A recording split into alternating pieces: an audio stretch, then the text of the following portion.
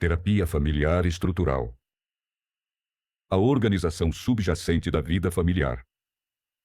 Uma das razões pelas quais a terapia familiar pode ser difícil é as famílias com frequência parecerem conjuntos de indivíduos que se influenciam mutuamente de maneiras poderosas, mas imprevisíveis. A terapia familiar estrutural oferece uma estrutura que traz ordem e significado a essas transações. Os padrões consistentes de comportamento familiar são o que nos permite considerar que eles têm uma estrutura, embora, é claro, somente em um sentido funcional. As fronteiras e coalizões que constituem uma estrutura familiar são abstrações. No entanto, utilizar o conceito de estrutura familiar permite aos terapeutas intervir de maneira sistemática e organizada. As famílias que buscam ajuda, em geral, estão preocupadas com um problema específico. Pode ser uma criança que se comporta mal ou um casal que não consegue se relacionar bem. Os terapeutas familiares costumam olhar além dos elementos específicos desses problemas para as tentativas da família de resolvê-los. Isso leva à dinâmica da interação. A criança que se comporta mal pode ter pais que a repreendem, mas jamais a recompensam. O casal pode estar aprisionado em uma dinâmica perseguidor-distanciador ou ser incapaz de conversar sem brigar. O que a terapia familiar estrutural acrescenta à equação é o reconhecimento da organização total que sustenta e mantém essas interações. Os pais que repreendem podem acabar se revelando dois parceiros que se prejudicam porque um está emaranhado com a criança, enquanto o outro é um excluído zangado. Se for assim, tentativas de incentivar uma disciplina eficaz provavelmente fracassarão, a menos que o problema estrutural seja tratado e os pais desenvolvam uma parceria genuína. Igualmente, um casal que não consegue se relacionar bem pode não ser capaz de melhorar seu relacionamento a menos que consiga criar uma fronteira entre eles e filhos ou parentes intrusivos. A descoberta de que as famílias estão organizadas em subsistemas com fronteiras que regulam o contato que os membros da família mantêm se revelou um dos insights definidores da terapia familiar. Talvez, de igual importância, todavia, tenha sido a introdução da técnica de encenação, em que os familiares são encorajados a lidar diretamente uns com os outros na sessão, o que permite que o terapeuta observe e modifique suas interações. Quando Salvador Minuchin entrou em cena, seu impacto galvanizador foi como um mestre da técnica. Sua contribuição mais duradoura, entretanto, foi uma teoria da estrutura familiar e uma série de orientações para organizar as técnicas terapêuticas. Essa abordagem estrutural foi tão bem sucedida que cativou o campo nos anos de 1970. E Minuchin transformou a Philadelphia Child Guidance Clinic em um complexo mundialmente famoso, no qual milhares de terapeutas familiares têm feito formação em terapia familiar estrutural. Esboço de figuras orientadoras. Minuchin nasceu e foi criado na Argentina. Trabalhou como médico no Exército Israel. O modelo estrutural de Salvador Minuchin é a abordagem mais influente à terapia familiar em todo o mundo. Lance e depois foi para os Estados Unidos, onde se especializou em psiquiatria infantil com Nathan Ackerman, em Nova York. Após concluir seus estudos, Minuchin voltou a Israel em 1952 para trabalhar com crianças refugiadas. Retornou aos Estados Unidos em 1954 para começar sua formação analítica no William Alanson White Institute, onde estudou a psiquiatria interpessoal de Harry Stack Sullivan. Ao deixar o White Institute, Minuchin trabalhou na Wiltwyck School com adolescentes delinquentes, onde sugeriu aos colegas que começassem a atender famílias. Na Wiltwyck, Minuchin e seus colegas Dick Auerswald, Charlie King, Braulio Montalvo e Clara Rabinowitz aprenderam a fazer terapia familiar, inventando-a conforme iam em frente. Para isso, usavam um espelho de observação e se revezavam observando o trabalho uns dos outros. Em 1962, Minuchin fez uma peregrinação à Meca da terapia familiar, Palo Alto. Lá, conheceu Jay Haley, e ambos iniciaram uma amizade que frutificaria em uma colaboração extraordinariamente fértil. O sucesso do trabalho de Minuchin com famílias na Wiltwyck levou à publicação de um livro influente e desbravador, Families of the Slums, escrito com Montalvo, Gurney, Rosman e Schumer. A reputação de Minuchin como terapeuta familiar cresceu e, em 1965, ele se tornou diretor da Philadelphia Child Guidance Clinic. A clínica, na época, possuía uma equipe que não chegava a 12 pessoas. Partindo deste início modesto, Minuchin criou uma das clínicas de orientação infantil mais importantes e prestigiadas do mundo. Entre os colegas de Minuchin na Filadélfia estavam Braulio Montalvo, Jay Haley, Bernice Rossman, Harry Aponte, Carter Umbarger, Marianne Walters, Charles Fishman, Chloe Madanis e Stephen Greenstein, todos os quais participaram do desenvolvimento da terapia familiar estrutural. Nos anos de 1970, a terapia familiar estrutural já tinha se tornado o sistema de terapia familiar mais influente e amplamente praticado. Em 1976, Minuchin deixou de ser diretor da Philadelphia Child Guidance Clinic, mas continuou como chefe do programa de formação até 1981. Depois de deixar a Filadélfia, Minuchin montou seu próprio centro em Nova York, onde continuou praticando e ensinando terapia familiar até 1996, quando se aposentou e se mudou para Boston. Nesse mesmo ano, concluiu seu 9º livro, Mastering Family Therapy: Journeys of Growth and Transformation, em coautoria com 9 de seus supervisionandos, apresentando as ideias mais importantes e significativas sobre terapia familiar e formação profissional na área. Embora tenha se aposentado novamente e se mudado para Boca Raton, na Flórida, em 2005, o Dr. Minuchin ainda viaja e ensina pelo mundo todo. Como bons jogadores em uma equipe que tem uma superestrela, alguns dos colegas de Minuchin não são tão conhecidos como poderiam ser. Entre eles está Braulio Montalvo, um dos gênios subestimados da terapia familiar. Nascido e criado em Porto Rico, Montalvo, como Minuchin, sempre tratou famílias de minorias. Como Minuchin, também é um terapeuta brilhante, embora prefira uma abordagem mais gentil, mais apoiadora. Após a aposentadoria de Minuchin, o centro de Nova York foi renomeado como Minuchin Center for the Family, em sua homenagem, e a tocha foi passada adiante para uma nova geração. A equipe de professores eminentes no Minuchin Center atualmente inclui Emma Genijovic, David Greenan, George Simon e Wai Young Lee. Sua tarefa é manter o centro de vanguarda da terapia familiar estrutural na linha de frente do campo, sem a liderança carismática de seu progenitor.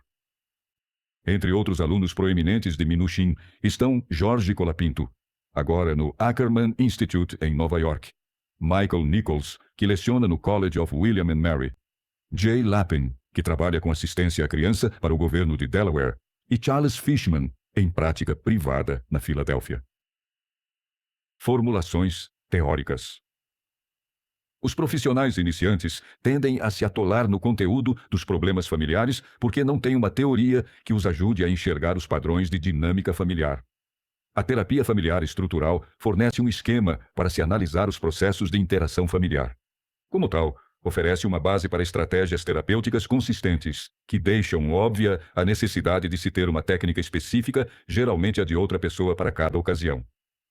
3 construtos são os componentes essenciais da teoria familiar estrutural: estrutura, subsistemas e fronteiras. Estrutura familiar refere-se ao padrão organizado em que os membros da família interagem. Já que as transações familiares se repetem, criam expectativas que estabelecem padrões duradouros.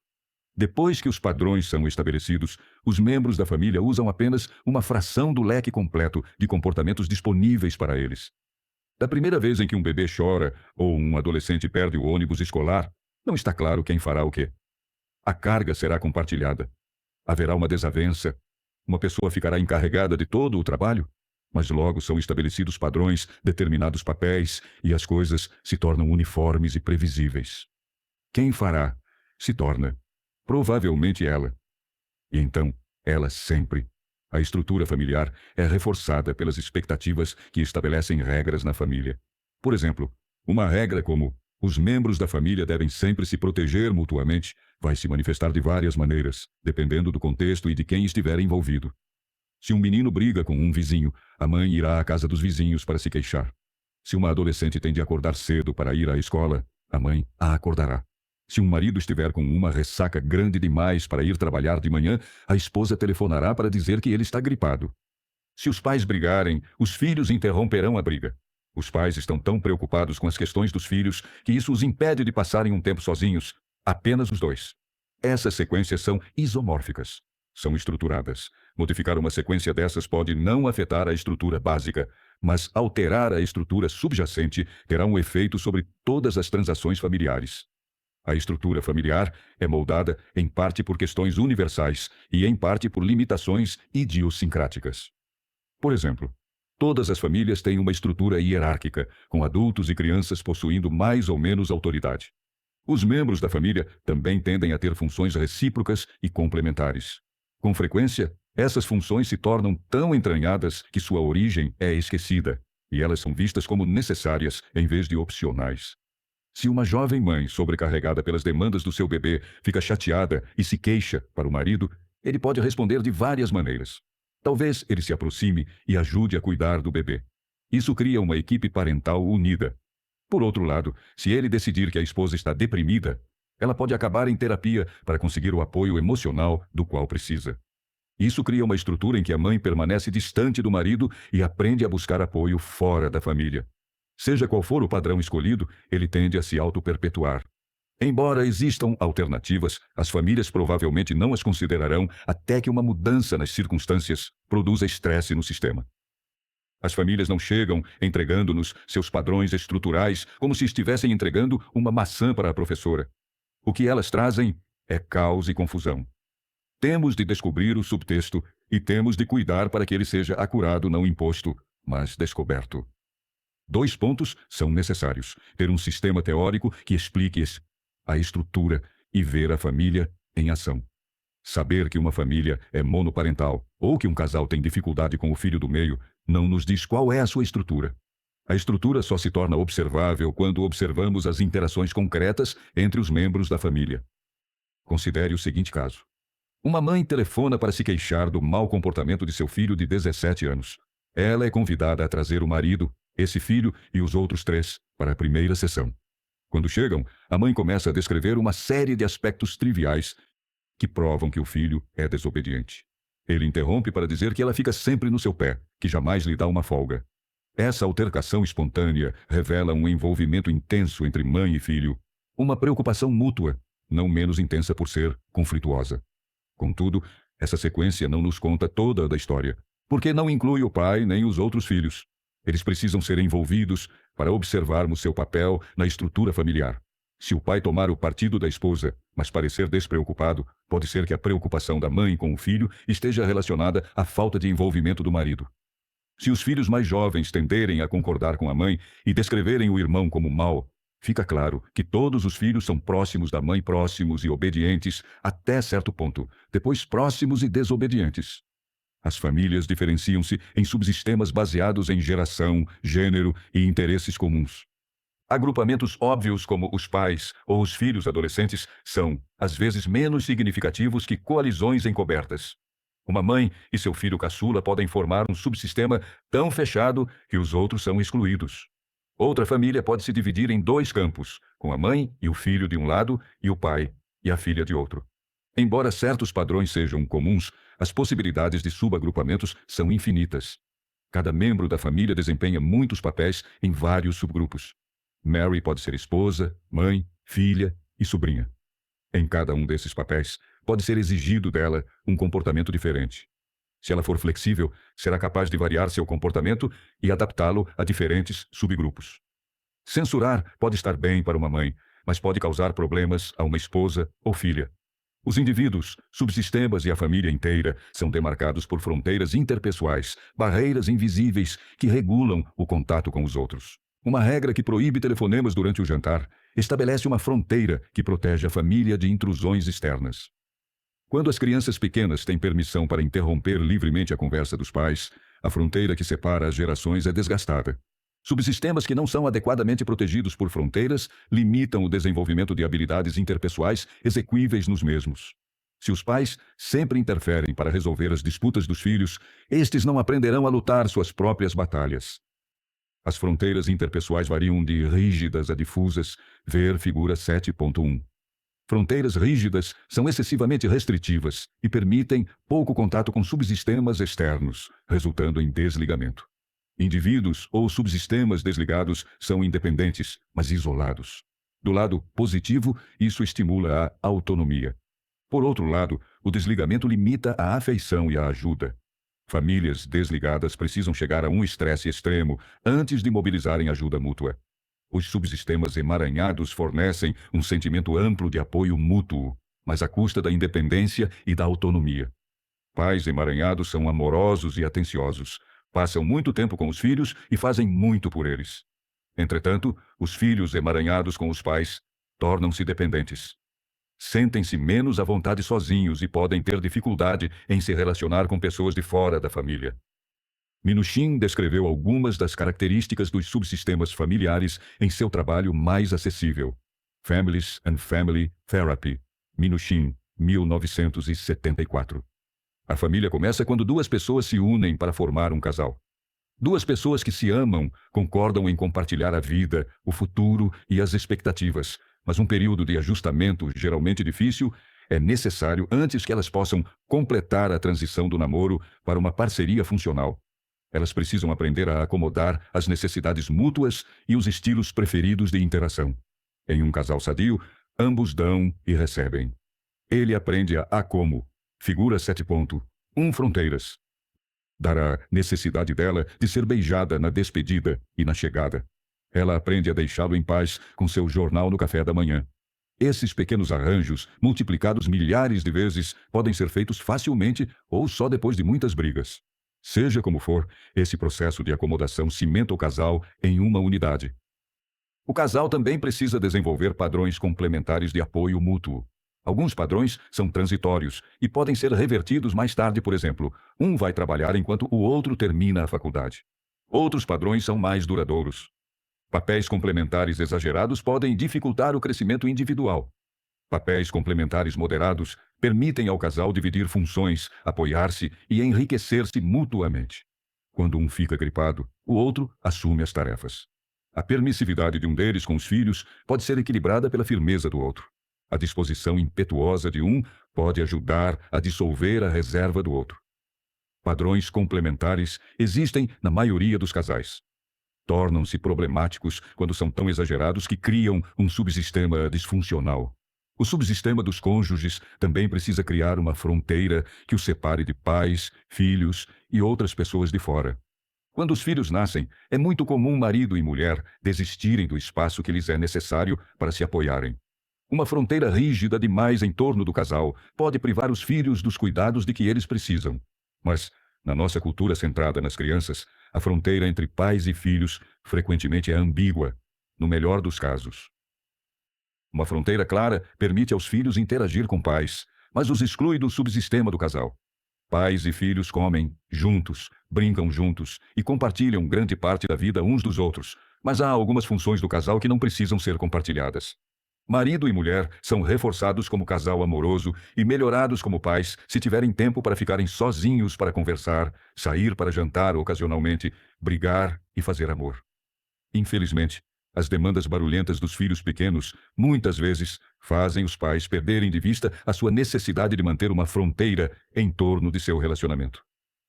Além de manter a privacidade do casal, uma fronteira clara estabelece uma estrutura hierárquica em que os pais ocupam uma posição de liderança. Com frequência excessiva, essa hierarquia é rompida por uma disposição centrada na criança, que influencia os profissionais que atendem crianças, assim como os pais. Pais emaranhados com seus filhos tendem a discutir com eles sobre quem está no comando e compartilham equivocadamente ou negligenciam a responsabilidade por tomar decisões parentais. Em Institutionalizing Madness, Elisur e Minuchin, 1989, Minuchin defende convincentemente uma visão sistêmica dos problemas familiares que vai além da família e inclui toda a comunidade. Conforme Minuchin salienta, a menos que os terapeutas aprendam a olhar além da fatia limitada da ecologia em que trabalham, para as estruturas sociais mais amplas nas quais seu trabalho está inserido, sua obra talvez se reduza a pouco mais do que fiar em uma roca. Desenvolvimento familiar normal. O que distingue uma família normal não é a ausência de problemas, mas uma estrutura funcional para lidar com eles. Todo casal precisa aprender a se ajustar um ao outro, a criar os filhos, se decidir ter filhos, a lidar com os pais, a lidar com seus empregos e a se adaptar à comunidade. A natureza dessas lutas se modifica de acordo com os estágios desenvolvimentais e as crises situacionais. Quando duas pessoas se unem para formar um casal, os requerimentos estruturais da nova união são a acomodação e a criação de fronteiras. A maior prioridade é a mútua acomodação para lidar com os inúmeros detalhes da vida cotidiana. Cada parceiro tende a organizar o relacionamento segundo uma linha familiar e pressiona o outro para aceitar isso. Eles precisam concordar em relação a questões importantes, tais como onde morar e se e quando terão filhos. Menos óbvio, mas igualmente importante, precisam coordenar rituais diários, tais como os programas aos quais assistir na televisão, o que comer no jantar, a que horas ir para a cama e o que fazer lá. Nesta acomodação mútua, o casal também precisa negociar a natureza das fronteiras entre eles e das fronteiras que os separam dos outros. Uma fronteira difusa entre o casal é aquela em que ambos costumam se telefonar durante o trabalho, em que nenhum tem amigos próprios ou atividades independentes, e em que passam a se ver como um par e não como duas personalidades diferentes. Por outro lado, a fronteira é rígida se eles passam pouco tempo juntos, têm quartos separados, tiram férias separadamente, têm contas separadas no banco, e ambos investem mais na carreira ou em relacionamentos externos do que no casamento. Cada parceiro tende a se sentir mais à vontade com o nível de proximidade que existia em sua família. Já que essas expectativas diferem, segue-se uma luta que pode ser o aspecto mais difícil da nova união. Ele quer jogar golfe com os rapazes. Ela se sente abandonada. Ela quer conversar. Ele quer assistir a ESPN. O foco dele é a sua carreira. O foco dela é o relacionamento. Cada um acha que o outro não está sendo razoável. Os casais também precisam definir uma fronteira que os separe de suas famílias de origem. De repente, as famílias em que cresceram passam a segundo plano no novo casamento. Este também é um ajustamento difícil, tanto para os recém-casados quanto para seus pais. As famílias variam na facilidade com que aceitam e apoiam essas novas uniões. O nascimento de um filho transforma instantaneamente a estrutura da nova família, criando um subsistema parental e um subsistema filial.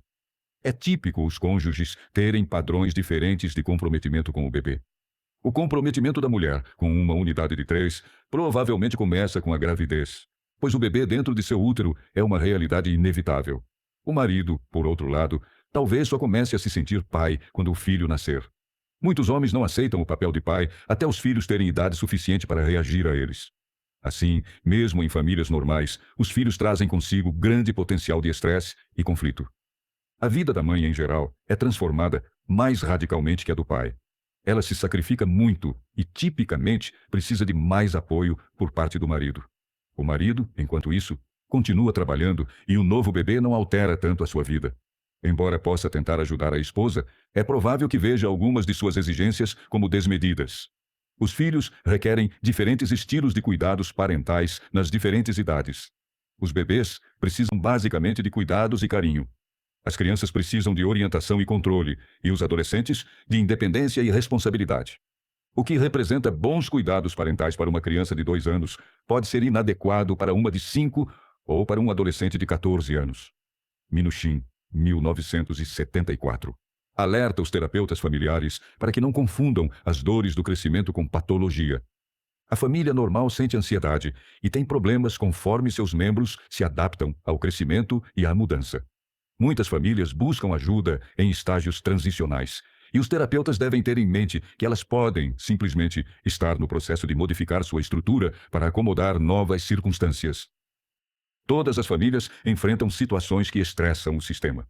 Embora não exista nenhuma linha divisória clara entre famílias sadias e não sadias, podemos dizer que as famílias sadias modificam sua estrutura para acomodar circunstâncias modificadas.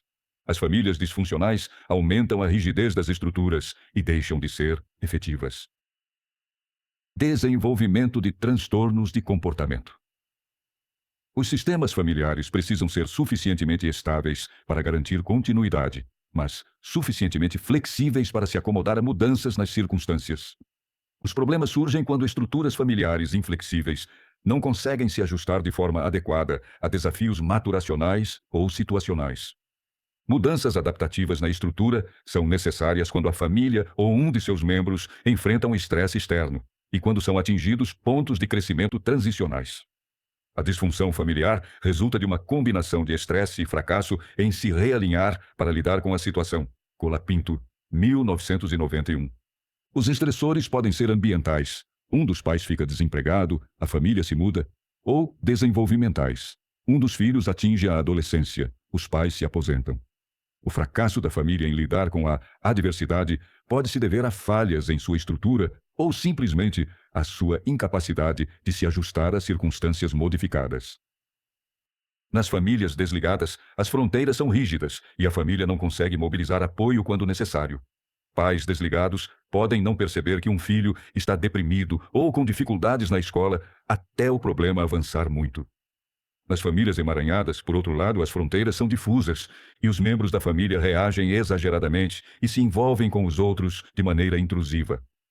Pais emaranhados criam dificuldades ao impedir o desenvolvimento de formas mais maduras de comportamento em seus filhos e ao interferir em sua capacidade de resolver os próprios problemas.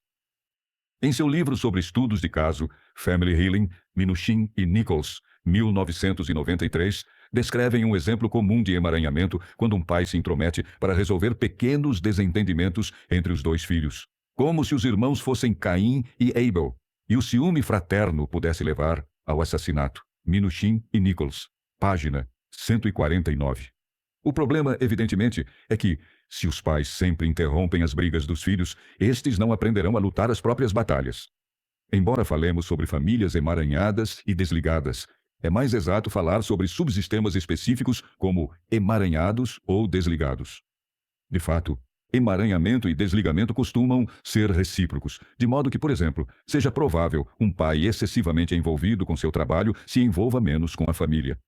Um padrão frequentemente encontrado é a síndrome mãe emaranhada / pai desligado, o arranjo característico da família de classe média perturbada. Minuchin e Nichols, 1993, página 121. Feministas têm criticado a noção de uma síndrome mãe emaranhada / pai desligado porque rejeitam a divisão estereotípica do trabalho, papel instrumental para o pai, papel expressivo para a mãe, e porque não querem culpar as mães por um arranjo que é culturalmente sancionado. Ambas as preocupações são válidas. Todavia, preconceito e acusações são devidos à aplicação insensível dessas ideias, não inerentes às ideias em si. Relacionamentos tendenciosos, seja qual for a razão para eles, podem ser problemáticos, embora nenhum membro da família deva ser culpabilizado ou responsabilizado por corrigir unilateralmente o desequilíbrio. As hierarquias podem ser frágeis e ineficazes ou rígidas e arbitrárias. No primeiro caso, membros mais jovens da família podem ficar desprotegidos pela ausência de orientação.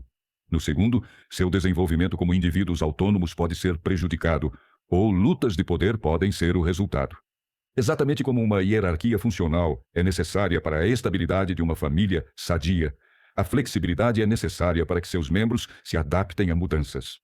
A expressão mais comum do medo da mudança é a evitação do conflito, quando os familiares evitam tratar de suas discordâncias para se protegerem da dor de se enfrentarem com verdades duras.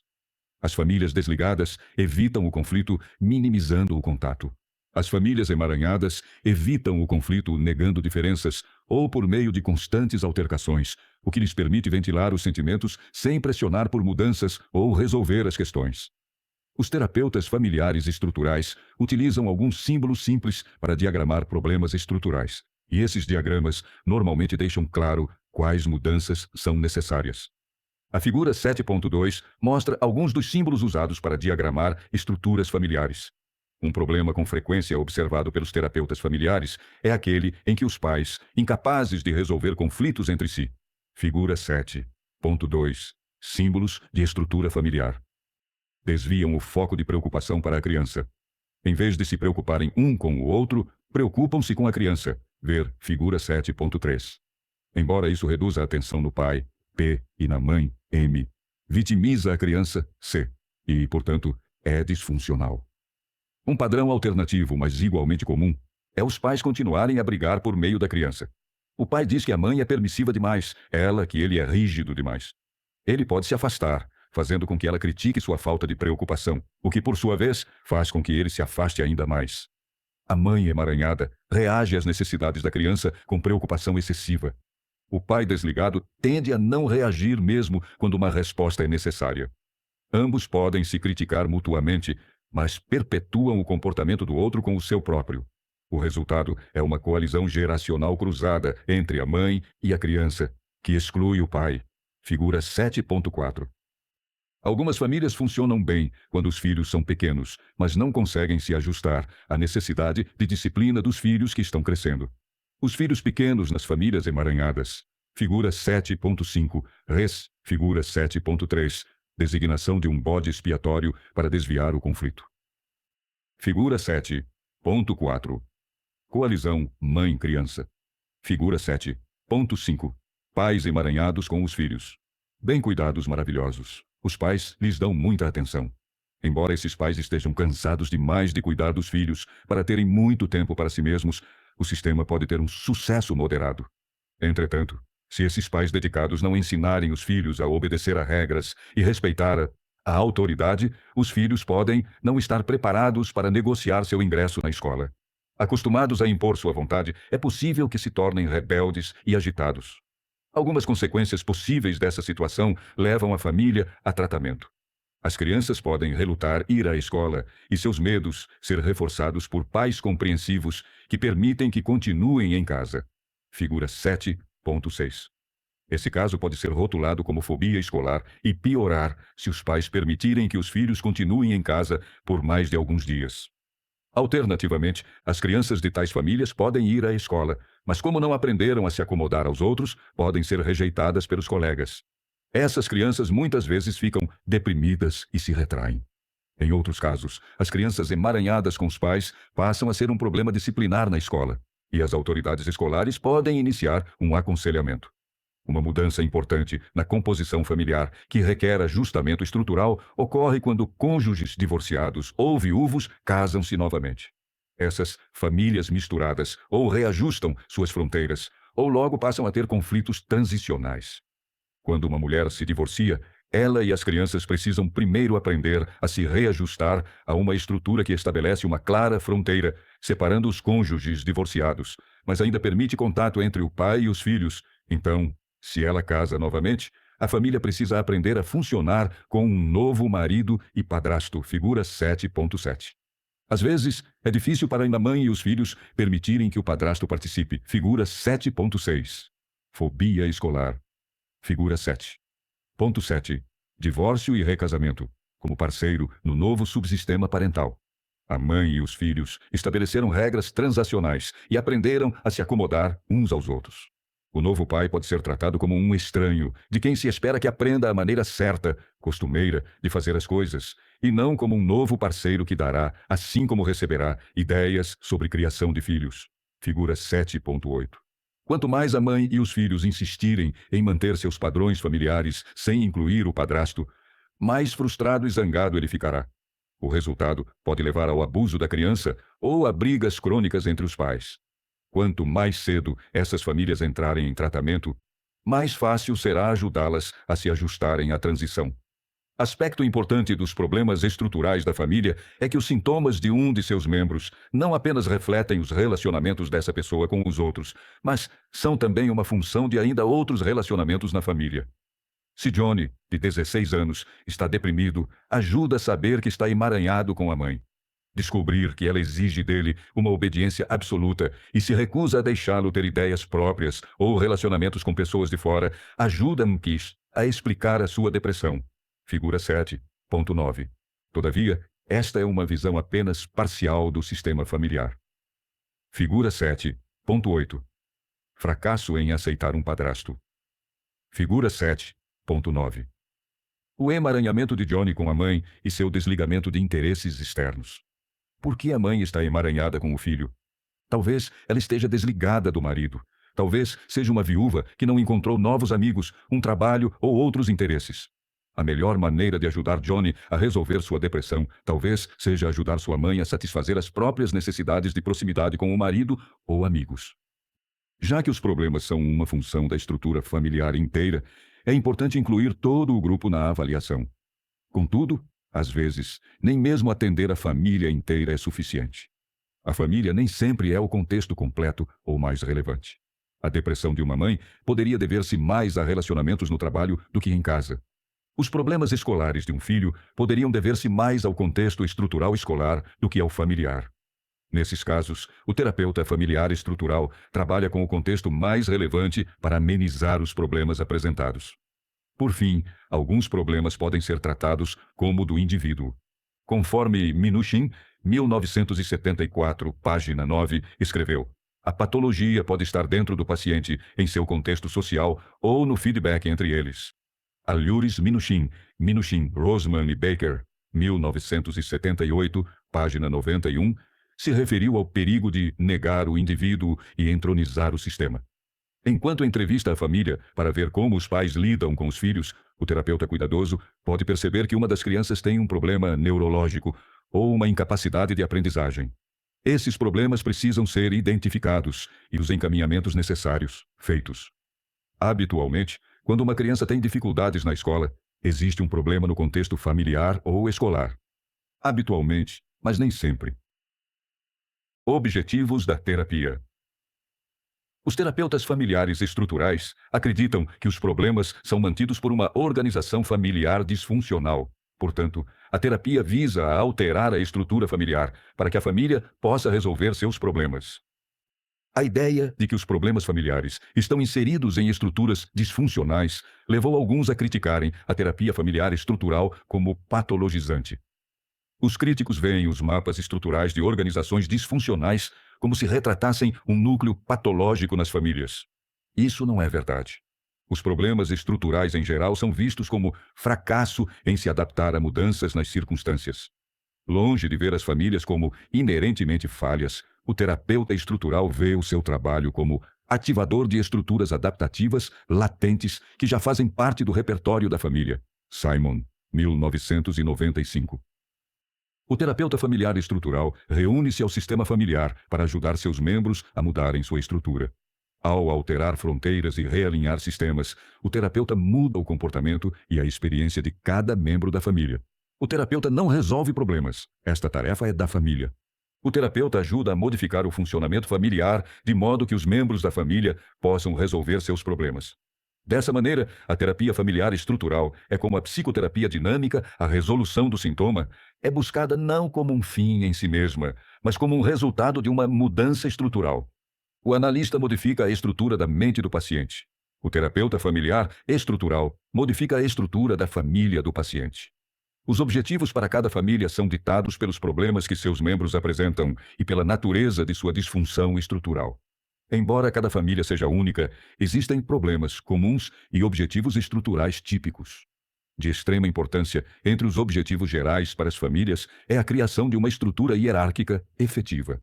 Espera-se que os pais estejam no comando, que não se relacionem com os filhos como iguais. Outro objetivo comum é ajudar os pais a funcionarem juntos como um subsistema coeso.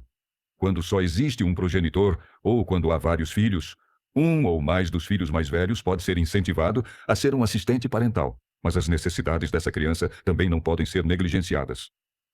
Com famílias emaranhadas, o objetivo é diferenciar indivíduos e subsistemas, reforçando as fronteiras entre eles. Com famílias desligadas, o objetivo é aumentar a interação, tornando as fronteiras mais permeáveis. Condições para a mudança de comportamento.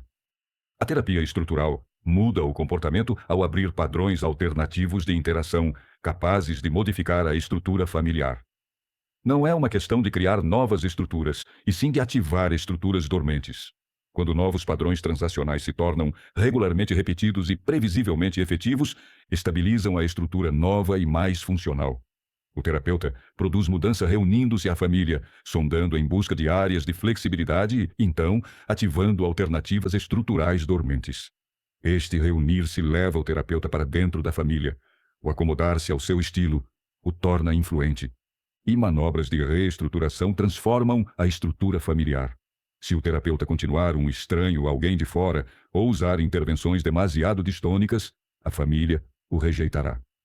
Se o terapeuta participar demais da família ou usar intervenções demasiado sintônicas, a família assimilará as intervenções a padrões transacionais prévios.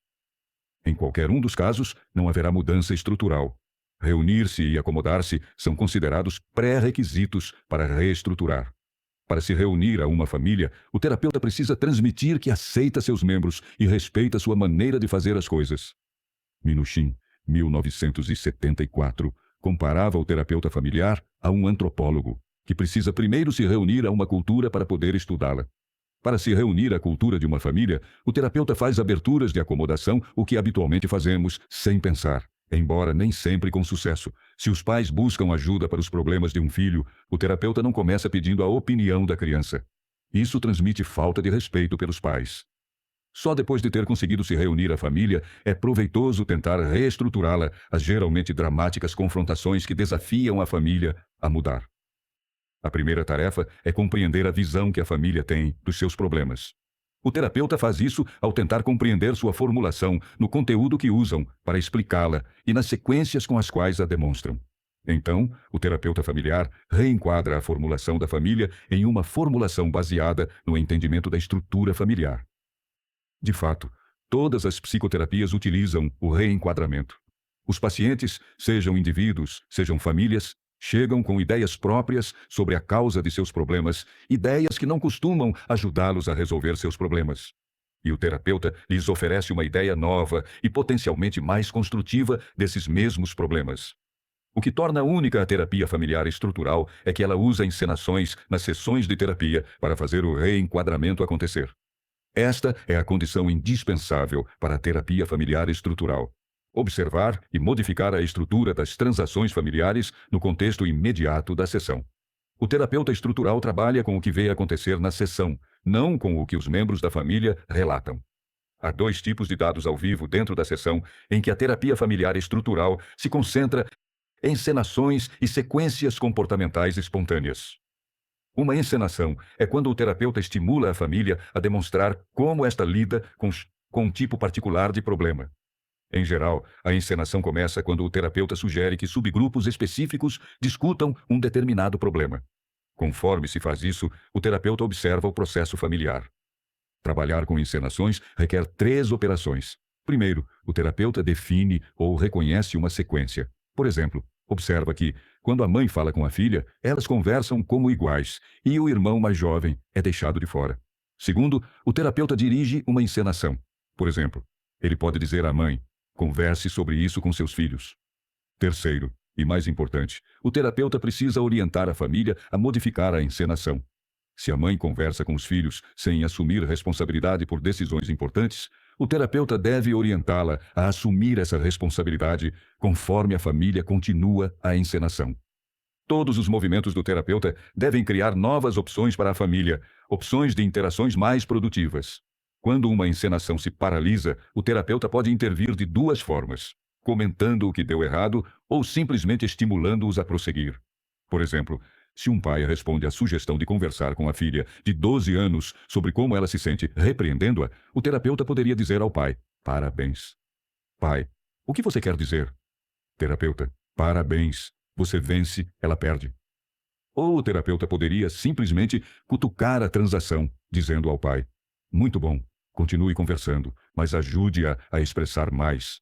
Os terapeutas estruturais utilizam encenações para observar e modificar padrões familiares problemáticos. Seus sentimentos. Ela ainda é uma menina, precisa da sua ajuda. Além de trabalhar com encenações, o terapeuta estrutural está atento a sequências comportamentais espontâneas que ilustram a estrutura familiar. Criar uma encenação é como dirigir uma peça de teatro. Trabalhar com sequências espontâneas é como focalizar um refletor em uma ação que ocorre sem direção. Ao observar e modificar tais sequências cedo na terapia, o terapeuta evita se atolar na maneira habitual e improdutiva da família de fazer as coisas. Lidar com comportamentos problemáticos assim que ocorrem permite ao terapeuta organizar a sessão para sublinhar o processo e modificá-lo. Um terapeuta experiente desenvolve palpites sobre a estrutura familiar antes mesmo da primeira entrevista. Por exemplo, se a família procura a clínica por causa de uma criança hiperativa, é possível ter algum palpite sobre a estrutura familiar e as sequências que acontecerão quando a sessão começar, pois o comportamento hiperativo muitas vezes é uma função do emaranhamento da criança com a mãe. O relacionamento da mãe com a criança pode ser produto da falta de diferenciação hierárquica dentro da família. Isto é, pais e filhos se relacionam entre si como iguais. Além disso, o emaranhamento da mãe com a criança hiperativa provavelmente será tanto um resultado quanto uma causa da distância emocional com o marido. Sabendo que este é um padrão comum, o terapeuta pode antecipar que a criança hiperativa começará a se comportar mal logo no início da primeira sessão. e que a mãe será incapaz de lidar com esse mau comportamento. Armado com este palpite informado, o terapeuta pode lançar luz sobre essa sequência assim que ela ocorrer. Se a criança, hiperativa, começar a correr pela sala e a mãe protestar, mas não fizer nada de efetivo, o terapeuta poderia dizer: "Eu vejo que seu filho se sente à vontade para ignorar você." Este desafio pode levar a mãe a se comportar de maneira mais competente. Terapia. Avaliação. Uma avaliação estrutural baseia-se na suposição de que as dificuldades da família, via de regra, refletem problemas na maneira pela qual ela está organizada. Supõe-se que, se a organização mudar, o problema também vai mudar. Talvez seja importante acrescentar que as dificuldades costumam refletir problemas na maneira pela qual a família inteira está organizada. Portanto, supõe-se que, se ocorrer uma mudança entre a mãe e a filha, as coisas também mudarão entre marido e mulher. Os terapeutas estruturais fazem avaliações primeiro reunindo-se à família para criar uma aliança e depois pondo a família em movimento pelo uso de encenações, diálogos na sessão que permitem ao terapeuta observar como os membros da família realmente interagem. Suponha, por exemplo, que uma jovem se queixa de uma indecisão obsessiva. Ao responder às perguntas do terapeuta durante um encontro inicial com a família, a jovem fica indecisa e olha de relance para o pai. Ele fala e esclarece o que ela não consegue. Agora, a indecisão da filha pode ser ligada à prestimosidade do pai, o que sugere um padrão de emaranhamento. Quando o terapeuta pede aos pais que conversem sobre suas opiniões sobre os problemas da filha, eles têm dificuldade em falar sem discutir reativamente, e a discussão não segue adiante. Isso sugere desligamento entre os pais, o que pode se relacionar, como causa e efeito, ao emaranhamento entre o pai e a filha. Observe como a avaliação estrutural se estende além do problema apresentado e passa a incluir a família inteira. E sejamos francos, a suposição de que as famílias com problemas geralmente apresentam algum tipo de problema estrutural subjacente. Entretanto, é importante notar que os terapeutas estruturais não fazem suposições sobre como as famílias deveriam ser organizadas. Famílias monoparentais podem ser perfeitamente funcionais, tanto quanto as famílias com mamães e papais, ou, na verdade, qualquer outra variação familiar. É o fato de a família buscar terapia para um problema que foi incapaz de resolver o que dá ao terapeuta a licença de supor que algo, na maneira específica pela qual essa família está organizada, talvez não esteja dando certo para ela. A melhor maneira de fazer uma avaliação é focalizar o problema apresentado e, então, explorar a resposta da família a ele. Considere o caso de uma menina de 13 anos cujos pais se queixam de que ela mente. A primeira pergunta poderia ser: para quem ela mente? Digamos que a resposta é: para ambos os pais. A pergunta seguinte seria: quão bons são os pais em perceber quando a filha está mentindo? Depois, menos inocentemente: qual dos dois percebe melhor quando a filha está mentindo? Talvez seja a mãe. De fato, digamos que a mãe está obcecada por detectar as mentiras da filha, a maioria das quais tem a ver com buscar independência, de uma maneira que eleva a ansiedade da mãe. Assim, uma mãe preocupada e uma filha desobediente estão aprisionadas a uma luta a respeito de crescer que exclui o pai. Levando adiante essa avaliação, o terapeuta estrutural exploraria o relacionamento entre os pais. A suposição, entretanto, não seria de que os problemas da filha são resultado dos problemas conjugais, mas simplesmente que o relacionamento mãe-filha poderia estar ligado ao relacionamento entre os pais. Talvez os pais tenham se dado bem até a primogênita entrar na adolescência, quando a mãe passou a se preocupar muito mais que o pai. Seja qual for o caso, a avaliação também envolveria conversar com os pais sobre como foi crescer na família de cada um, a fim de explorar como seus passados ajudaram a torná-los do jeito que são. O Dr. Minuchin e colaboradores escreveram, recentemente, um livro em que o processo de avaliação é organizado em 4 etapas: Minuchin, Nichols e Lee, no prelo. A primeira etapa é fazer perguntas sobre o problema apresentado até os membros da família começarem a perceber que o problema vai além da pessoa que apresenta o sintoma e inclui a família toda. A segunda etapa é ajudar os membros da família a perceber como suas interações podem, inadvertidamente, estar perpetuando o problema. A terceira etapa é uma breve exploração do passado, focalizando como os adultos da família chegaram às perspectivas que agora influenciam suas interações problemáticas. A quarta etapa é explorar opções que os membros da família possam pôr em prática para interagir de maneiras mais produtivas, que criem uma mudança na estrutura familiar e ajudem a resolver a queixa apresentada. Técnicas terapêuticas. Em Families and Family Therapy, Minuchin, 1974, ensinou os terapeutas familiares a enxergarem aquilo para o qual estavam olhando. Através das lentes da teoria familiar estrutural, interações familiares previamente confusas entravam em foco de súbito. Onde outros viam apenas caos e crueldade, Minuchin via estrutura, famílias organizadas em subsistemas com fronteiras. Esse livro de imenso sucesso, mais de 200.000 cópias impressas, não só nos ensinou a enxergar emaranhamento e desligamento, como também nos deu a esperança de que mudar isso era apenas uma questão de reunir-se a encenar e desequilibrar. Minuchin fez com que mudar famílias parecesse simples. Não é? Quem observasse Minuchin trabalhando 10 ou 20 anos depois da publicação de Families and Family Therapy, veria um terapeuta criativo ainda evoluindo, não alguém congelado no tempo no ano de 1974. Ainda haveria confrontações claras. Quem é o xerife nesta família? Mas haveria menos encenações, menos diálogos encenados e dirigidos. Ainda ouviríamos uma miscelânea tomada, emprestada, de Carl Whitaker. Quando foi que você se divorciou da sua mulher e se casou com seu trabalho? Maurício Andolfi. Por que você não mija no tapete, também? E outros. Minuchin combina muitos pontos em seu trabalho. Para aqueles familiarizados com seu trabalho anterior, tudo isso levanta a pergunta: Minuchin ainda é um terapeuta familiar estrutural? A pergunta, evidentemente, é absurda. Nós a levantamos para enfatizar um ponto. A terapia familiar estrutural não é um conjunto de técnicas, é uma maneira de olhar para as famílias. No restante desta sessão, apresentaremos o esboço clássico da técnica familiar estrutural, com o seguinte alerta. Depois que o terapeuta dominar os aspectos básicos da teoria estrutural, precisa aprender a traduzir a abordagem de uma maneira que se adapte ao seu estilo pessoal. Em Families and Family Therapy, Minuchin, 1974, listou 3 fases que se sobrepõem no processo da terapia familiar estrutural. O terapeuta se reúne à família em uma posição de liderança, mapeia sua estrutura subjacente e intervém para transformar essa estrutura. Este programa é simples, no sentido de que segue um plano claro, mas muito complicado devido à infinita variedade de padrões familiares. Para serem efetivos, os movimentos do terapeuta não podem ser pré-planejados ou ensaiados. Bons terapeutas são mais do que técnicos.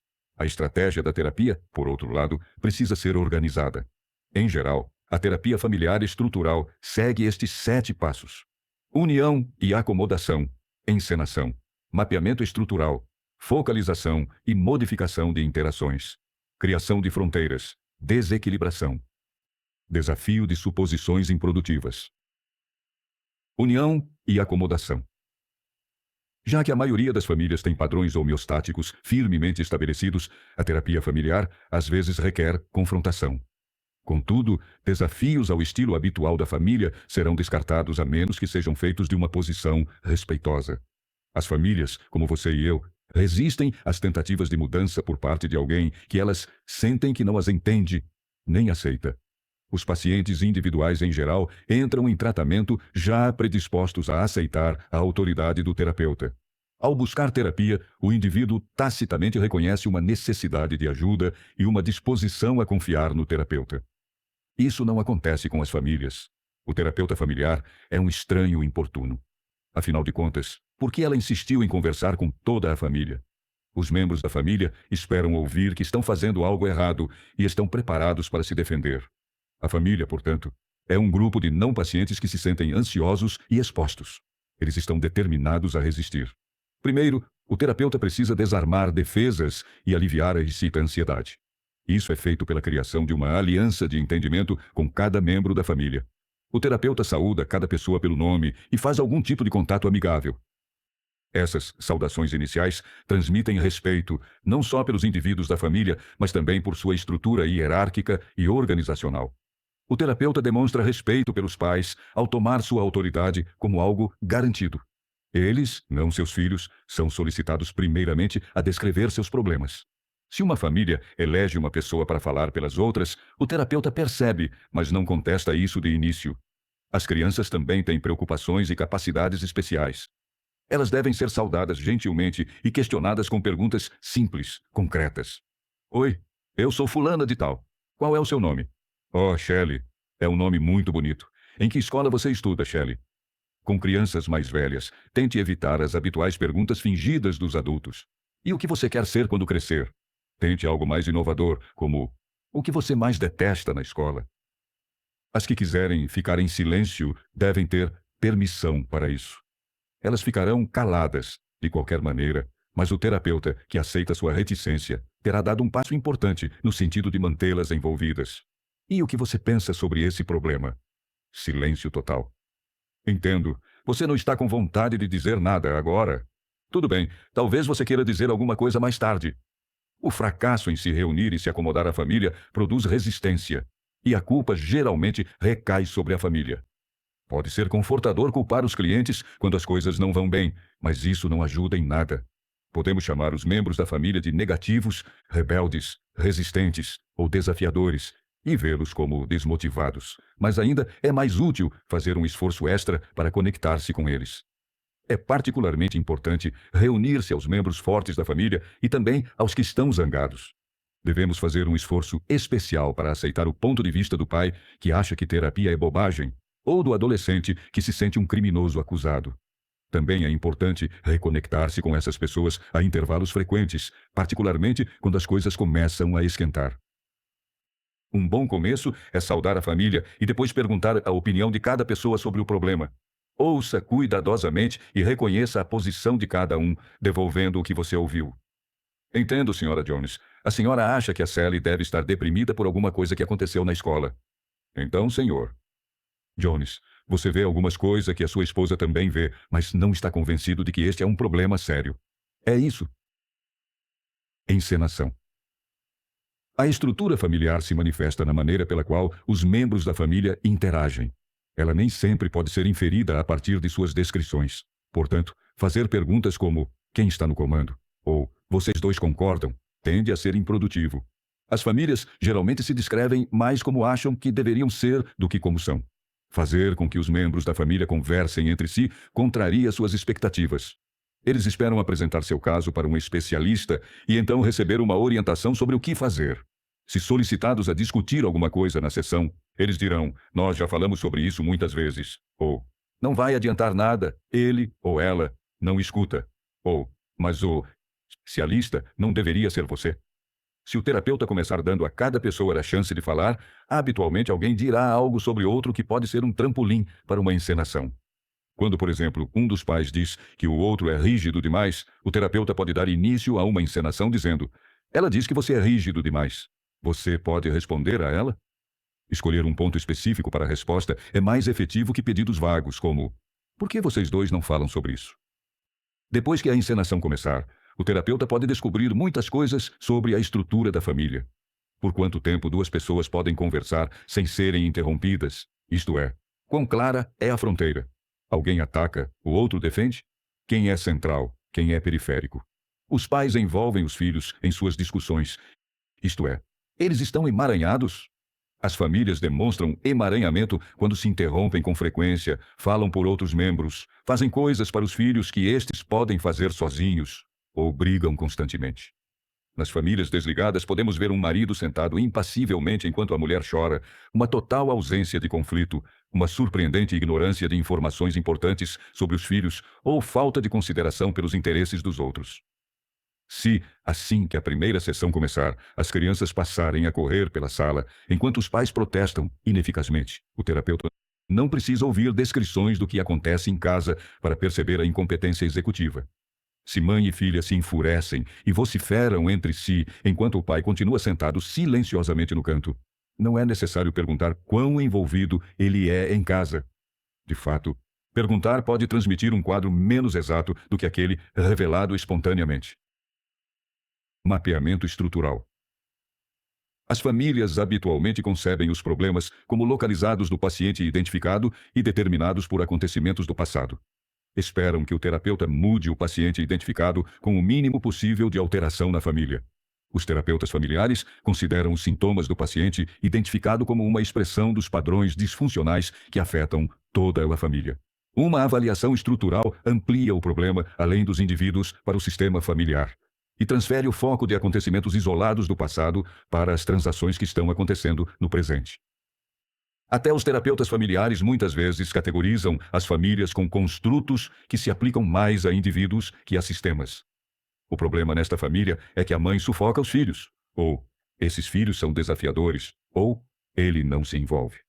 Os terapeutas familiares estruturais tentam avaliar a inter-relação entre todos os membros da família. Com os conceitos de fronteiras e subsistemas, a estrutura de todo o sistema é descrita de maneira que aponta para mudanças desejáveis. Avaliações preliminares baseiam-se em interações ocorridas na primeira sessão. Nas sessões posteriores, essas formulações são aperfeiçoadas e revisadas. Embora haja certo perigo de forçar as famílias a se encaixarem em categorias quando as aplicamos precocemente, o maior perigo é esperar demais. Costumamos enxergar as pessoas mais claramente durante o contato inicial. Mais tarde, quando passamos a conhecê-las melhor, nós nos acostumamos às suas idiosincrasias e logo deixamos de percebê-las. As famílias rapidamente induzem o terapeuta à sua cultura. Uma família que, de início, parece ser caótica e emaranhada, logo passa a ser apenas a conhecida família Jones.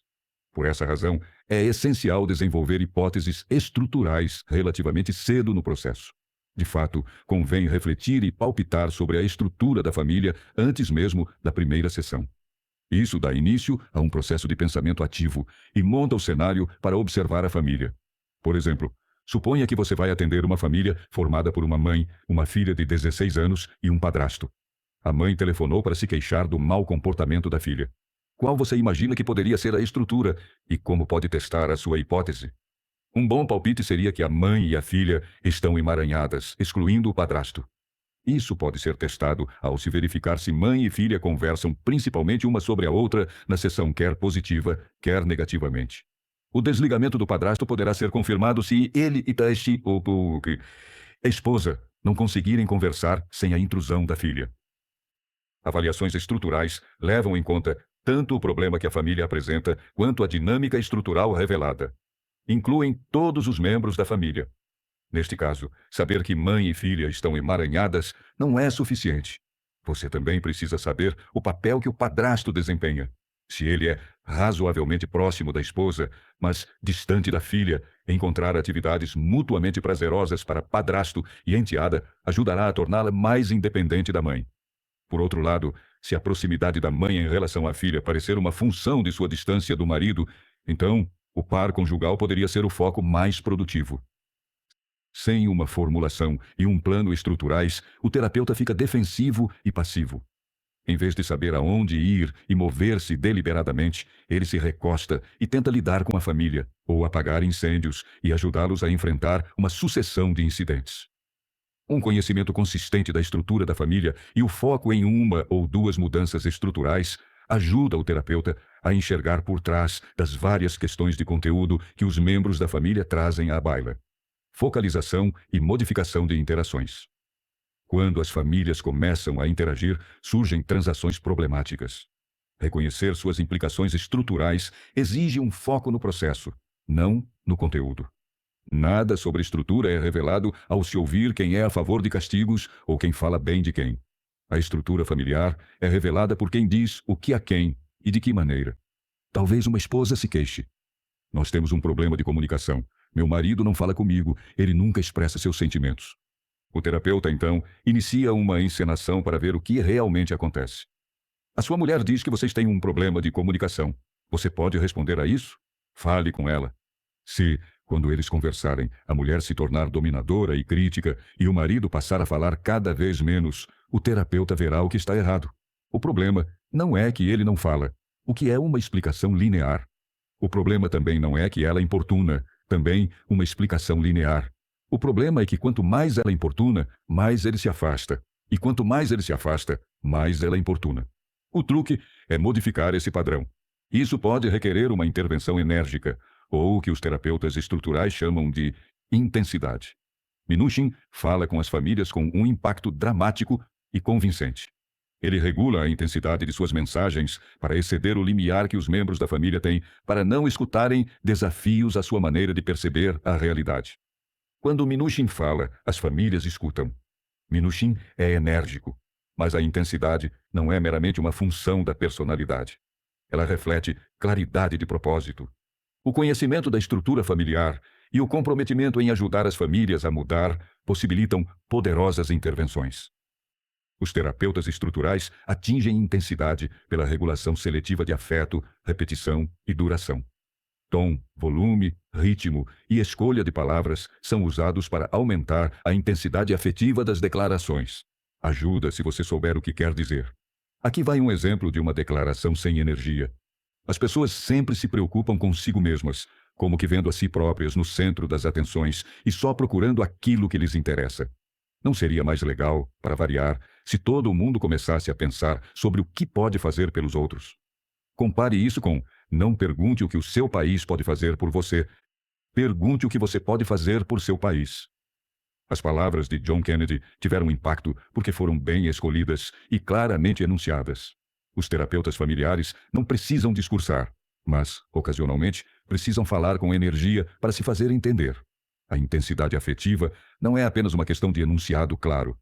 Você tem de saber como e quando ser provocativo.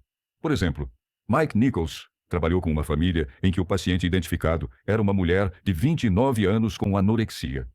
Embora a família mantivesse uma fachada de união, era rigidamente estruturada. A mãe e a filha anoréxica eram emaranhadas, enquanto o pai era excluído. Nessa família, o pai era o único a expressar raiva abertamente, e esta constituía parte do motivo de sua exclusão. A filha tinha medo da raiva dele, o que ela reconhecia francamente. O que estava menos claro, contudo, era que a mãe a ensinara veladamente a evitar o pai, porque ela, a mãe, não conseguia lidar com a raiva dele. Consequentemente, a filha crescera temendo o pai e os homens, em geral. A certo ponto, o pai falou sobre como se sentia isolado da filha. Ele disse que achava que era por ela ter medo da raiva dele. A filha concordou. É culpa dele. Sim. O terapeuta perguntou à mãe o que ela achava, e a mãe respondeu: não é culpa dele. O terapeuta falou: você está certa. Ela continuou, negando seus reais sentimentos para evitar conflito. Não é culpa de ninguém. O terapeuta respondeu de uma maneira que chamou a atenção dela. Isso não é verdade. Surpresa, ela perguntou o que ele queria dizer.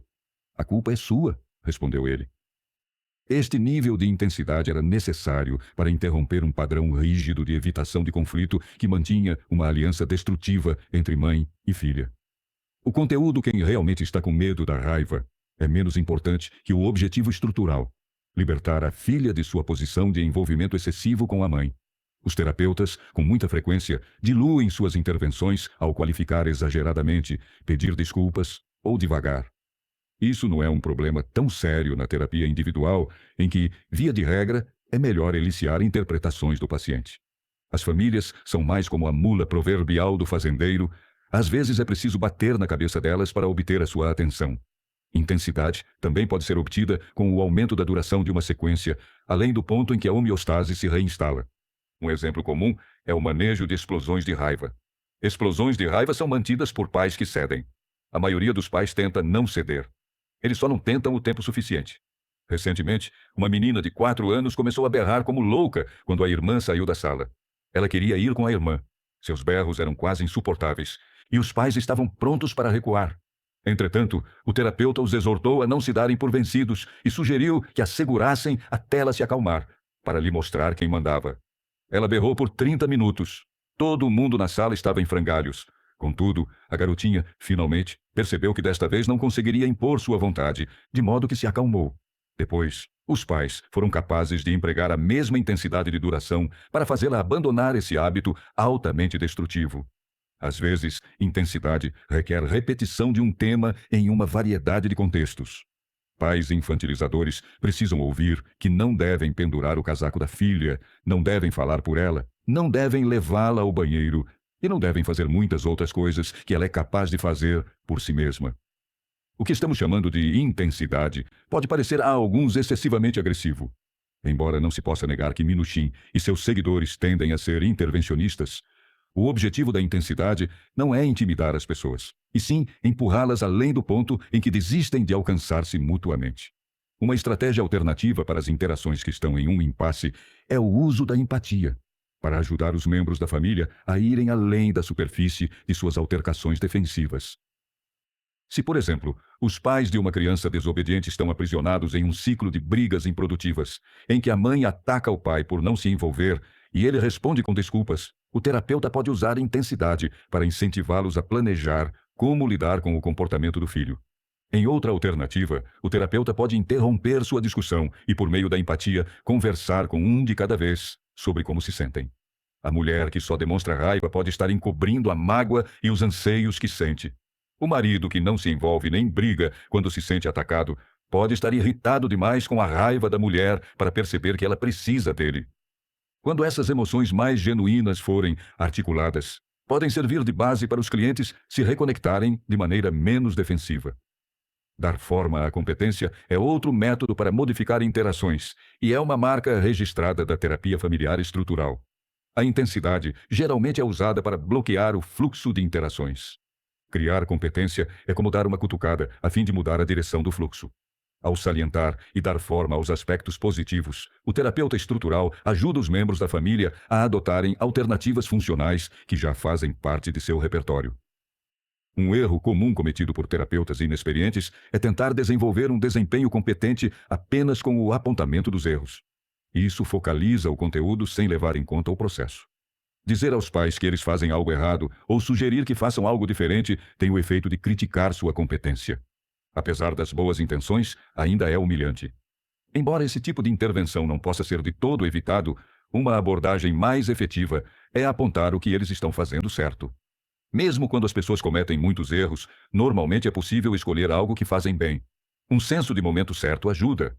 Por exemplo, em uma grande família caótica, os pais eram muito ineficazes no controle dos filhos. Em certo momento, o terapeuta se voltou para uma mãe e disse: "Está muito barulhento aqui. Você poderia acalmar as crianças?" Sabendo que era difícil para ela controlar os filhos, o terapeuta estava pronto a comentar imediatamente qualquer passo na direção de um manejo efetivo. A mãe teve de gritar "quietos" algumas vezes, antes que as crianças parassem momentaneamente o que estavam fazendo. Rapidamente, antes que as crianças retomassem o mau comportamento, o terapeuta cumprimentou a mãe por amar os filhos o suficiente para ser firme com eles. Assim, a mensagem transmitida foi: "Você é uma pessoa competente. Você sabe como ser firme." Se o terapeuta tivesse esperado que o caos recomeçasse antes de dizer à mãe que deveria ser firme, a mensagem seria: "Você é incompetente." Sempre que possível, os terapeutas estruturais evitam fazer o que os membros da família são capazes de fazer sozinhos. Aqui, também, a mensagem é: vocês são competentes, conseguem fazer isso. Alguns terapeutas justificam o assumir funções da família chamando isto de modelagem. Independentemente de como for chamado, tem o impacto de dizer aos membros da família que são inadequados. Recentemente, uma jovem mãe confessou que não soubera como dizer aos filhos que iam falar com um terapeuta de família e então dissera simplesmente que iam dar uma volta. Querendo ajudar, o terapeuta então explicou às crianças que a mamãe me disse que há alguns problemas na família, de modo que nós todos estamos aqui para conversar sobre as coisas a fim de ver se podemos melhorá-las. Esta adorável explicação diz às crianças por que elas vieram, mas confirma a mãe como incompetente para fazê-lo. Se, em vez disso, o terapeuta tivesse sugerido à mãe: "Você gostaria de dizer a eles agora?" Então a mãe, não o terapeuta, teria de se comportar como uma mãe capaz. Criação de fronteiras. A dinâmica familiar disfuncional é produto de fronteiras demasiado rígidas ou difusas. Os terapeutas estruturais intervêm para realinhar as fronteiras, aumentando ou a proximidade ou a distância entre os subsistemas familiares. Nas famílias emaranhadas, as intervenções do terapeuta têm o objetivo de fortalecer as fronteiras entre subsistemas e aumentar a independência dos indivíduos. Os membros da família são exortados a falar por si mesmos. Interrupções são bloqueadas e díades são ajudadas a concluir suas conversas sem intrusão de outros. O terapeuta que quer apoiar o subsistema dos irmãos e protegê-lo da intrusão parental desnecessária poderia dizer: "Suzy e Sean, conversem sobre isso e todos os outros vão escutar atentamente." Se os filhos interrompem os pais com frequência, o terapeuta poderia desafiar os pais a reforçarem a fronteira hierárquica, dizendo: "Por que vocês não dizem a eles para caírem fora, de modo que vocês dois, adultos, possam resolver isso?" Embora a terapia familiar estrutural comece com o grupo familiar total, sessões subsequentes podem ser realizadas com indivíduos ou subgrupos, a fim de reforçar as fronteiras que os cercam. Um adolescente excessivamente protegido pela mãe é apoiado como pessoa independente ao participar de sessões individuais. Pais tão emaranhados com os filhos que nunca conseguem conversar em particular podem começar a aprender a fazê-lo em sessões terapêuticas só para eles. Quando uma mulher de 40 anos telefonou para a clínica querendo ajuda por estar deprimida, foi solicitada a comparecer com o restante da família. Logo ficou aparente que essa mulher estava sobrecarregada por seus 4 filhos e recebia pouco apoio do marido. A estratégia do terapeuta foi reforçar a fronteira entre a mãe e os filhos e ajudar os pais a se aproximarem. Fez-se isso em estágios. Primeiro, o terapeuta se reuniu com a filha mais velha, de 16 anos, e apoiou sua competência como uma potencial ajudante da mãe. Depois disso, a menina conseguiu assumir uma série de responsabilidades pelos irmãos menores, tanto nas sessões como em casa. Liberados das preocupações com os filhos, os pais agora se deparavam com a oportunidade de conversar mais. Contudo, tinham pouco a dizer. Isso não resultava de um conflito oculto, mas refletia o casamento de 2 pessoas relativamente não verbais. Após várias sessões em que tentou fazer com que o par conversasse, o terapeuta percebeu que, apesar de algumas pessoas gostarem de conversar, outras não gostam. Então, para fortalecer o vínculo entre o casal, o terapeuta pediu que planejassem uma viagem especial juntos. Eles escolheram fazer um passeio de barco em um lago próximo. Quando voltaram para a sessão seguinte, estavam radiantes. Tinham se divertido muito. Depois, decidiram passar algum tempo sozinhos toda a semana. Famílias desligadas tendem a evitar conflitos e, assim, minimizam a interação. O terapeuta estrutural intervém para desafiar a evitação do conflito e bloquear os desvios, a fim de ajudar os membros desligados a aumentarem o contato entre si. Sem agir como juiz ou árbitro, o terapeuta encoraja os membros da família a se enfrentarem honestamente e a lidarem com suas dificuldades. Quando terapeutas inexperientes veem desligamento, tendem a pensar em maneiras de aumentar interações positivas. De fato, o desligamento costuma ser uma maneira de evitar brigas. Portanto, cônjuges isolados um do outro costumam precisar brigar antes de poderem se tornar mais amorosos. A maioria das pessoas subestima o grau de influência de seu comportamento sobre as pessoas que as cercam. Isso vale especialmente nas famílias desligadas. Os problemas, via de regra, são vistos como o resultado do que outra pessoa está fazendo, e as soluções requerem que os outros mudem. Há queixas típicas. Nós temos um problema de comunicação. Ele nunca me diz o que sente. Ele só se importa com aquele maldito trabalho dele. A nossa vida sexual é péssima. A minha mulher é frígida. Ninguém consegue conversar com ela. Ela fica o tempo todo se queixando das crianças. Cada uma dessas afirmações sugere que o poder de mudança está unicamente na outra pessoa. Esta é a visão quase universalmente percebida da causalidade linear. Embora a maioria das pessoas veja as coisas dessa maneira, os terapeutas familiares percebem a circularidade inerente da interação sistêmica. Ele não diz à esposa o que sente porque ela reclama e critica, e ela reclama e critica porque ele não diz a ela o que sente. Os terapeutas estruturais levam as discussões familiares da perspectiva linear para a perspectiva circular, ao enfatizar a complementaridade. A mãe que se queixa de que o filho é desobediente se ensina a refletir sobre o que estará fazendo para desencadear ou manter o mau comportamento dele. A pessoa que pede mudanças precisa aprender a mudar seu jeito de tentar obter isso. A mulher que importuna o marido para que passe mais tempo com ela precisa aprender a tornar mais atraente o maior envolvimento. O marido que se queixa de que a mulher jamais o escuta precisa escutá-la mais, antes de que ela se disponha à reciprocidade. Minuchin enfatiza a complementaridade ao pedir aos membros da família que ajudem uns aos outros a mudar. Quando forem relatadas mudanças positivas, ele provavelmente cumprimentará os familiares, sublinhando a inter-relação na família. Desequilíbrio. Ao criar fronteiras, o terapeuta quer realinhar relacionamentos entre subsistemas. Ao criar desequilíbrio, quer mudar o relacionamento dentro de um subsistema. O que geralmente mantém as famílias em um impasse é que familiares em conflito se fiscalizam e se equilibram e, em resultado, permanecem congelados na inação. Ao criar desequilíbrio, o terapeuta se reúne a um indivíduo ou subsistema e o apoia à custa de outros. Tomar partido, vamos dizer o que isto realmente é, parece uma violação do sagrado cânone terapêutico de neutralidade. Entretanto, o terapeuta toma partido para desequilibrar e realinhar o sistema, não porque é juiz de quem está certo ou errado. No final das contas, o equilíbrio e a justiça prevalecem porque o terapeuta toma partido de vários membros da família, um de cada vez. Estudo de caso. Quando a família McLean buscou ajuda por causa de uma criança incontrolável, um terror que fora expulso de 2 escolas, o Dr. Minuchin descobriu uma cisão encoberta entre os pais, mantida em equilíbrio por não ser mencionada. O mau comportamento do menino de 10 anos era muito visível. O pai teve de arrastá-lo, com ele chutando e berrando, para dentro do consultório. Enquanto isso, seu irmão de 7 anos permanecia sentado tranquilamente, sorrindo de forma encantadora o bom menino. A fim de ampliar o foco do filho impossível para questões de controle e cooperação parental, Minuchin perguntou sobre o filho de 7 anos, Kevin, o qual se comportava mal de forma velada. Ele urinava no chão do banheiro. Segundo o pai, Kevin urinava no chão do banheiro por desatenção. A mãe riu quando Minuchin comentou: "Ninguém pode ter uma mira assim tão ruim." Minuchin falou com o menino sobre como os lobos marcam seu território e sugeriu que expandisse seu território urinando nos 4 cantos da sala de estar da família. Minuchin: "Vocês têm um cachorro?" Kevin: "Não." Minuchin: "Oh, então você é o cachorro da família." No processo de discutir sobre o menino que urinava e a reação dos pais, Minuchin dramatizou como os pais se polarizavam. Minuchin: "Por que ele faria uma coisa dessas?" Pai: "Eu não sei se ele fez de propósito."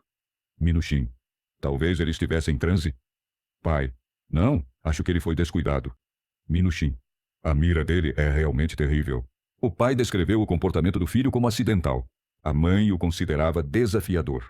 Uma das razões pelas quais os pais passam a ser controlados pelos filhos pequenos é que evitam confrontar suas diferenças. Diferenças são normais, mas tornam-se prejudiciais quando um dos pais solapa o manejo do outro em relação aos filhos. É uma vingança covarde por mágoas não resolvidas. A pressão gentil, mas insistente, de Minuchin sobre o casal para que conversassem sobre como reagiam, sem mudar o foco para como os filhos se comportavam, fez com que eles desenterrassem ressentimentos muito antigos, mas raramente mencionados. Mãe: "Bob desculpa o comportamento das crianças porque não quer se envolver e me ajudar a encontrar uma solução para o problema." Pai: "Sim, mas quando eu tentei ajudar, você sempre me criticou. Então, depois de um tempo, eu desisti." Como uma fotografia imersa em uma bacia de revelação, o conflito dos cônjuges tornara-se visível. Minuchin protegeu os pais da vergonha e os filhos de ficarem sobrecarregados, pedindo às crianças que saíssem da sala. Sem a preocupação de agirem como pais, os cônjuges puderam se enfrentar, homem e mulher, e conversar sobre suas mágoas e ressentimentos. O que apareceu foi uma triste história de desligamento solitário. Minuchin: "Vocês dois têm áreas em que concordam?"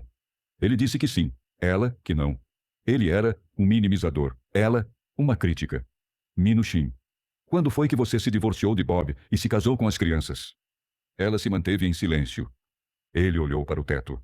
Ela disse baixinho: "Provavelmente 10 anos atrás." O que se seguiu foi uma história dolorosa, mas conhecida, de como um casamento pode afundar na paternidade e em seus conflitos. O conflito jamais era resolvido porque nunca aflorava à superfície. Assim, a brecha nunca se fechava. Com a ajuda de Minuchin, o casal se revezou falando sobre seu sofrimento e aprendeu a escutar. Ao criar desequilíbrio, Minuchin criou uma imensa pressão para ajudar esse casal a resolver suas diferenças, se abrir um para o outro, lutar por aquilo que queriam e finalmente começar a se aproximar como marido e mulher, e como pais. Criar desequilíbrio é parte de uma luta pela mudança que às vezes assume a aparência de um combate. Quando o terapeuta diz a um pai que ele não está fazendo o suficiente, ou a uma mãe que ela está excluindo o marido, pode parecer que o combate é entre o terapeuta e a família, que ele os está atacando. Contudo, o combate real é entre eles e o medo de mudar. Desafiar suposições improdutivas. Embora a terapia familiar estrutural não seja uma abordagem primariamente cognitiva, seus praticantes às vezes desafiam a maneira pela qual os membros da família veem as coisas. Mudar a maneira de eles se relacionarem oferece visões alternativas de sua situação. O inverso é verdadeiro. Mudar a maneira pela qual eles veem sua situação lhes permite mudar sua maneira de se relacionar. Quando os pais de Cassie, de 6 anos, se queixam de seu comportamento, dizem que ela é hipersensível, uma criança nervosa. Esses rótulos têm um poder tremendo. O comportamento de uma criança é mau comportamento? Ou é um sintoma de nervosismo? É desobediência ou um pedido de ajuda? A criança é louca ou má? Quem é responsável? O que significa um nome? Muita coisa. Às vezes, o terapeuta familiar estrutural age como professor, dando informações e conselhos, em geral sobre questões estruturais. Isso provavelmente será uma manobra reestruturadora a se realizar de maneira que minimize a resistência. O terapeuta faz isso primeiro com um afago e depois um pontapé. Se ele está lidando com uma família em que a mãe fala pelos filhos, ele poderia dizer a ela: "Você é muito prestativa", afago. Mas aos filhos, a mamãe tira a voz de vocês. Vocês são capazes de falar por si mesmos, pontapé. Assim, a mãe é definida como prestativa, mas intrusiva, um afago e um pontapé. Os terapeutas estruturais também utilizam ficções pragmáticas para dar aos membros da família um novo enquadre para experienciar. O objetivo não é educar ou enganar, mas oferecer um pronunciamento que ajude a família a mudar. Por exemplo, dizer aos filhos que eles se comportam como se fossem menores do que são é uma maneira muito eficaz de fazer com que mudem. Quantos anos você tem? 7. Oh, eu pensei que você fosse mais jovem. A maioria das crianças de 7 anos não precisa mais que a mamãe entre com elas na escola. Paradoxos são construções cognitivas que frustram ou confundem os membros da família, levando-os a buscar alternativas.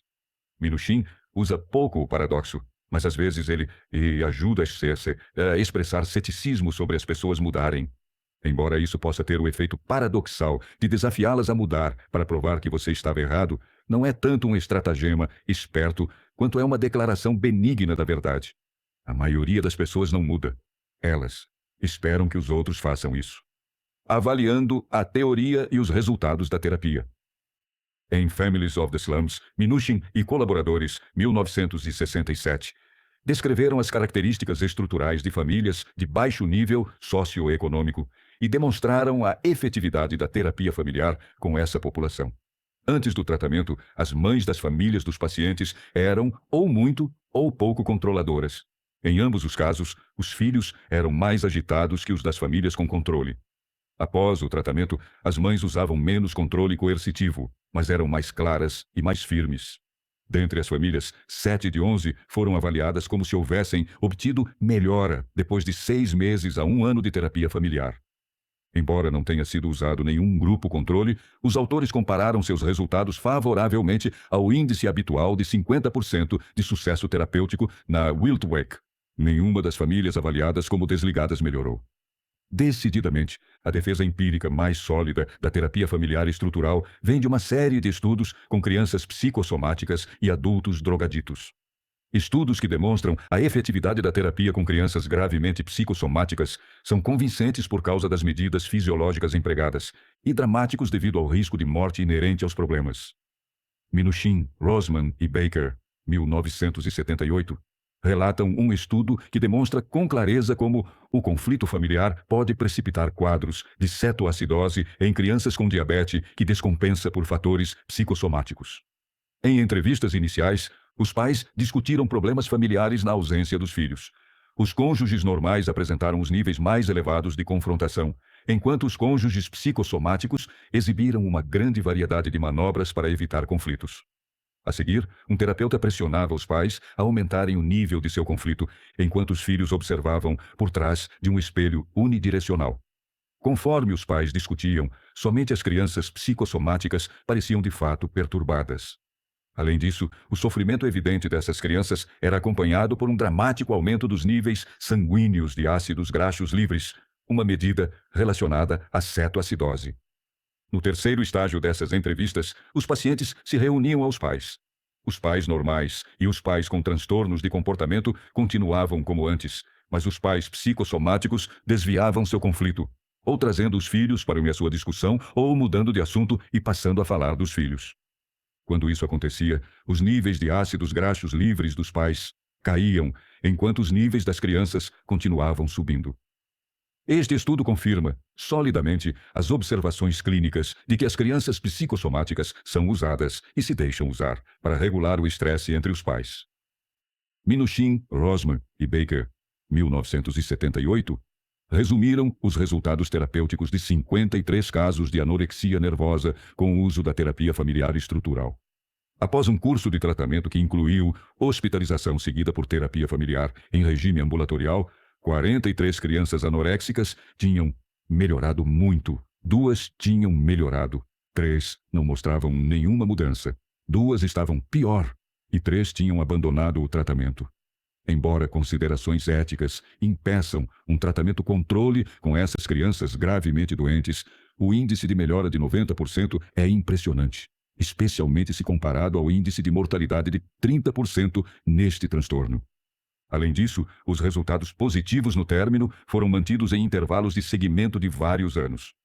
A terapia familiar estrutural também mostrou ser efetiva no tratamento de asmáticos psicossomáticos e em casos de diabetes complicada por fatores psicossomáticos, Minuchin, Baker, Rosman, Liebman, Millman e Todd, 1975.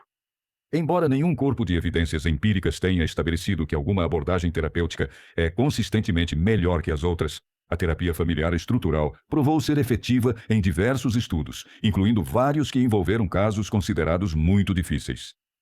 Duke Stanton mostrou que a terapia familiar estrutural pode ser efetiva para drogaditos e suas famílias. Em estudo bem controlado, Stanton e Todd, 1979, compararam a terapia familiar com uma condição familiar de placebo e com terapia individual. A redução dos sintomas foi significativa com a terapia familiar estrutural. O nível de mudanças positivas foi mais que o dobro do obtido nas outras condições, e esses efeitos positivos persistiram em segmentos aos 6 e aos 12 meses. Mais recentemente, a terapia familiar estrutural foi aplicada com sucesso para estabelecer papéis parentais mais adaptativos em adictos à heroína, Griff e Dreschler, 1993. E como um meio de reduzir a probabilidade de jovens afro-americanos e latinos iniciarem uso de drogas, Santisteban, Coatsworth, Pérez Vidal, Mitrani, Jean-Gilles e Zapotnik, 1997.